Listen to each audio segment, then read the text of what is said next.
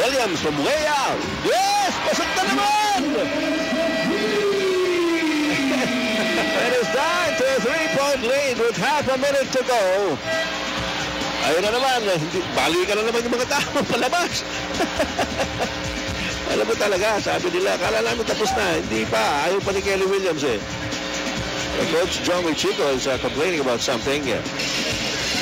I tell you what, he's not complaining if Williams' foot was on the line because he was way past the line of that 3-point shot. Ang layo nun. Kaya pati si Willie Wilson, hindi niya alam kung anong gagawin kay Kelly Williams. Napakalayo na to. But you know, he's got the hot hand. Kelly Williams already with a total of 24 points. And he's got 11, or rather 13 in this quarter. Okay, medyo merong miscommunication dito. Pinatatawag na ng mga referee, mga players sa loob ng court. Meron ba timeout?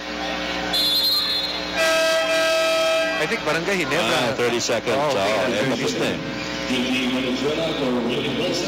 And Junti Valenzuela has been sent back in para kay Willie Wilson on the part of Barangay Ginebra.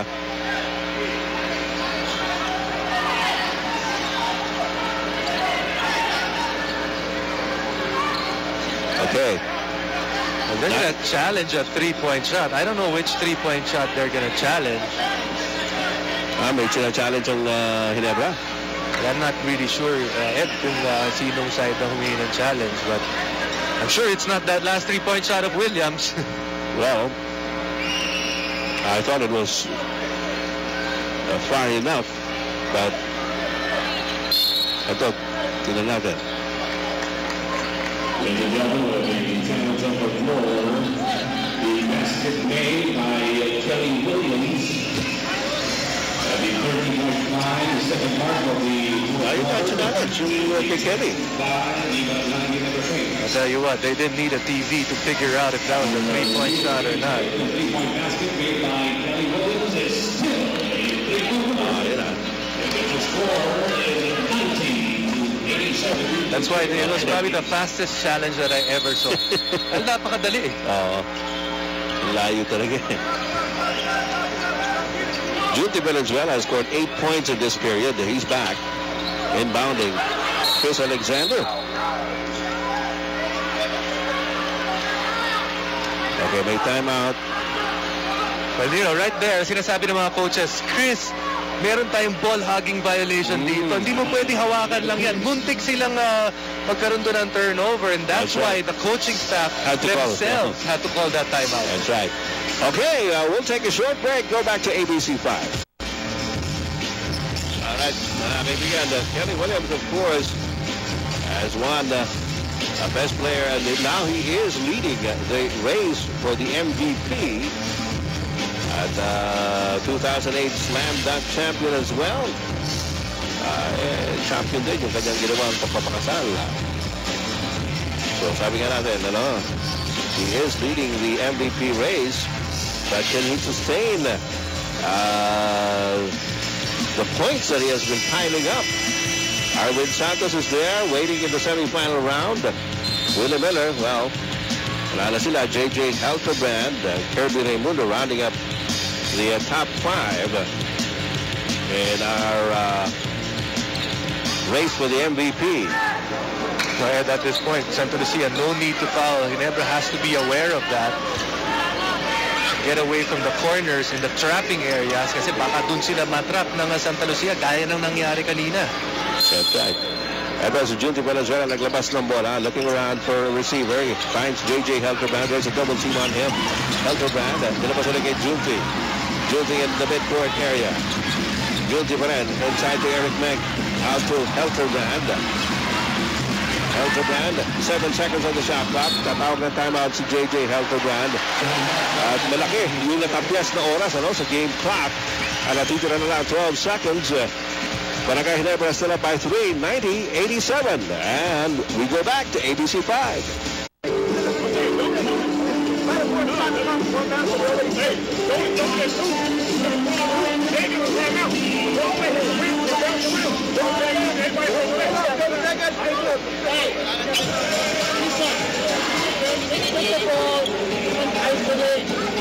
You've got 6 seconds.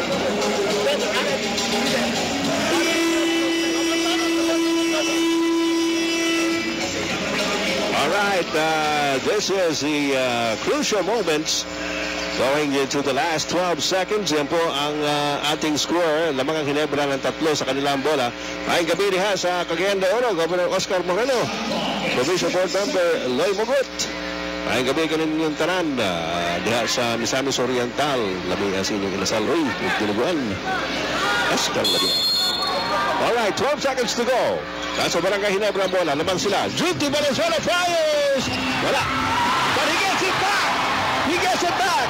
Mike Aguila is fouled by Kelly Williams to stop the clock at 5 seconds. Yan ang masakit doon. Hindi pa nila nakuha yung rebound, ha?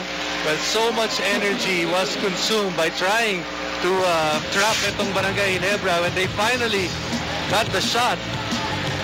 The one thing they forgot was to box out because the same guy that took the shot, siya rin nakuha ng offensive rebound. Normally, yung kanyang mga long shot, pag hindi pumasok yan, malamang babalik talaga sa iyo.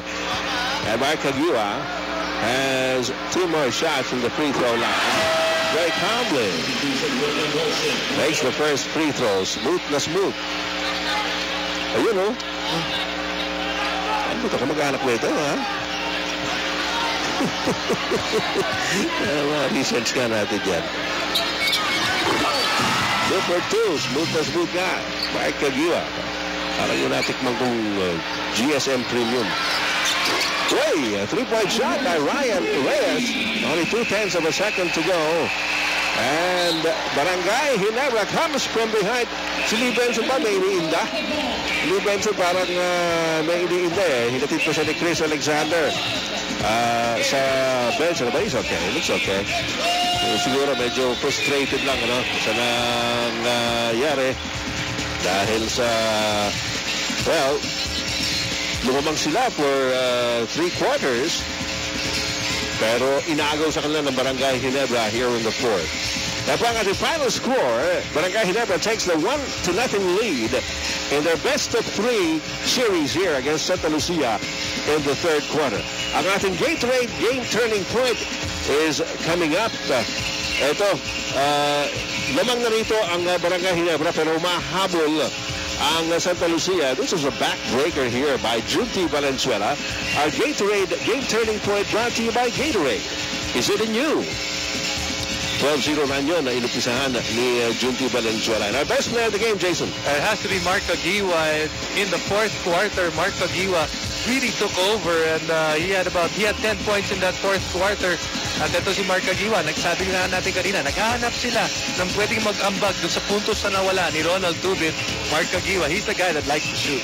Oh yeah, he provided those numbers. Ngayon, it gets interesting. Magnolia earlier won over Coca-Cola, 108-96. Lamang po Magnolia sa serie yun. They will do the second game on Wednesday. First game, Santa Lucia versus Barangay Ginebra. Pahigpit po na pahigpit ang labanan. At yung laban po yan sa Inaris Center sa Antipolo City ngayong Miyerkules. Sa ngalan po ni Jason Rebel, sa lahat sa amin sa ABC5 at sa PBA, ito po inyong lingkod. Ed Pixon po lamang. Damong kasalamat sa iyong kasangkayan. Good night. See you around.